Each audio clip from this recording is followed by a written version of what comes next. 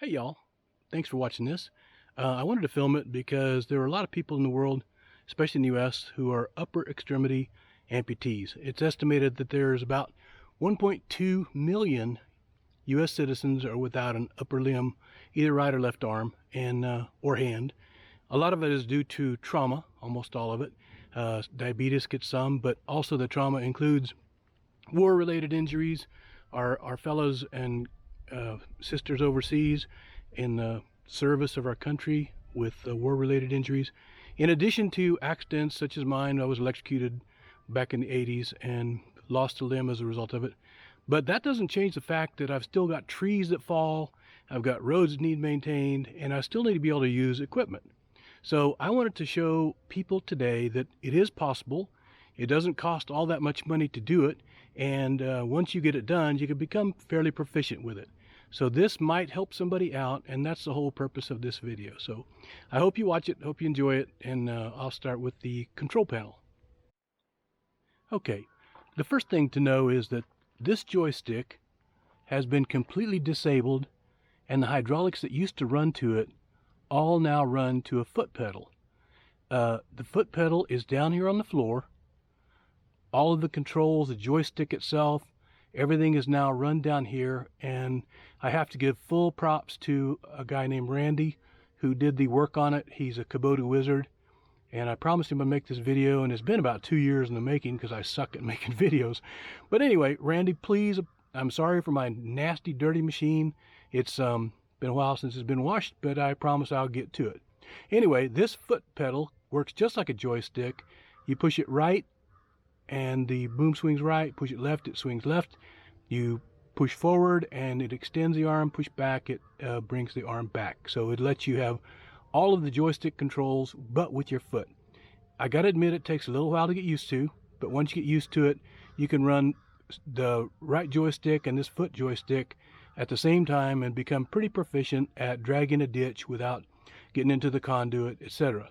So what Randy did was he left this joystick intact as a piece, but is now bolted solid, so you can't even move it. But if anyone wants to buy this excavator later, when I get done with trees falling and road building, they can move it back and revert it back to the original machine, and it should work just fine. Next, we'll show you how it works in practice. Hopefully you'll be able to hear the sound over the machine running. So anyway, here it comes. Okay. This machine's been warmed up already, so don't worry about that. What I want to do now is just show you how I go through the process of using it with the foot pedal.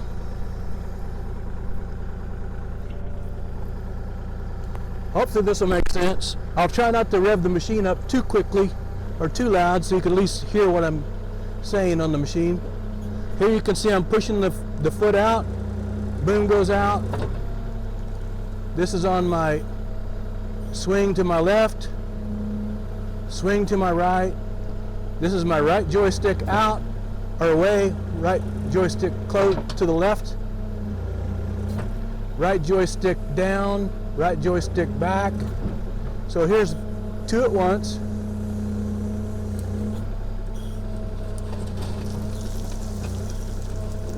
And I never claimed to be an operator. I've got to give it a little more juice. Hopefully you can still hear me.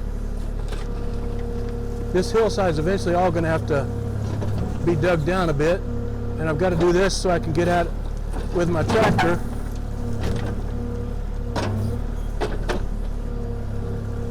The scoop won't dig into the hillside, but this hillside's got to go because it's starting to cave in on my retaining wall.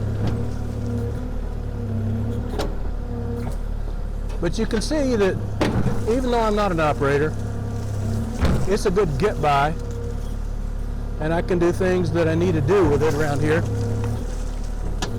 And that's huge. Wonder how many millions of years that thing's been here.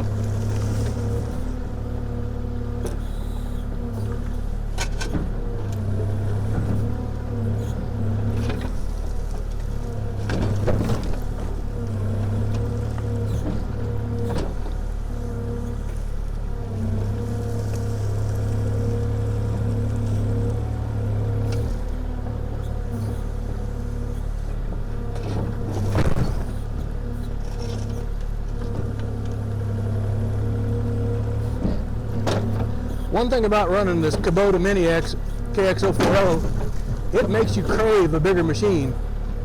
I think no matter how big a machine a guy had, you'd want a bigger one. Kind of like a shop or a workbench. Never can get them big enough.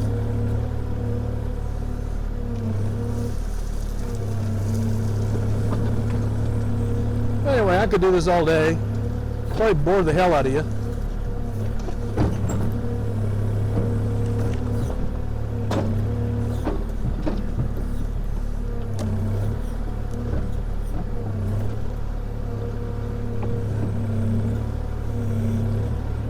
Anyway, I think you guys get the point. It's definitely didn't cost that much. Randy didn't want a lot of money for it. I got the better end of the deal for sure, because now I can do my own work on the place and don't have to hire somebody for it, and I can take care of all the maintenance kind of stuff that isn't too complicated, because as you can see, I'm a get-by guy on the hoe, not a finesse operator. Anyway, hope you enjoyed it. Thanks.